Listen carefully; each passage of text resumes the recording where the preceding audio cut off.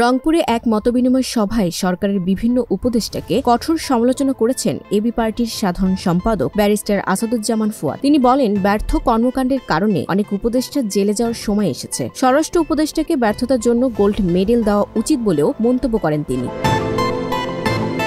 বুধবার দুপুরে Rangpur public library হলরুমে সাংবাদিকদের সঙ্গে মতবিনিময় সভায় ফুয়াদ দাবি করেন, ডিজিএফআই এর 4 থেকে 5 জন লেফটেন্যান্ট জেনারেল ভারত পালিয়ে গেছেন। এরা নাকি শত্রু রাষ্ট্রের কাছে দেশের গোপন তথ্য বিক্রি করেছে। তার দাবি, ভারত সরকারের সহযোগিতা ও আওয়ামী লীগের পৃষ্ঠপোষকতায় ওই কর্মকর্তারা সেখানে স্বাচ্ছন্দ্যে জীবনযাপন করছেন।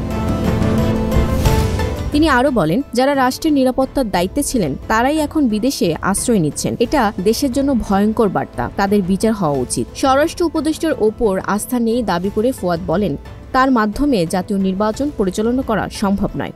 তিনি সেনাবাহিনীর বিচার প্রক্রিয়াকে ভিন্ন খাতে প্রভাবিত করার চেষ্টাও করেন বলে অভিযোগ তোলেন।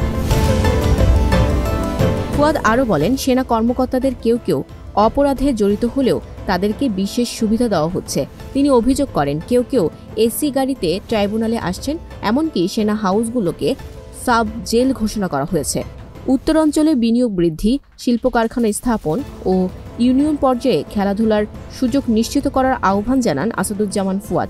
তার মতে, কৃষক, তরুণ ও শিক্ষার উন্নয়নই দেশের অগ্রগতির মূল চাবিকাঠি।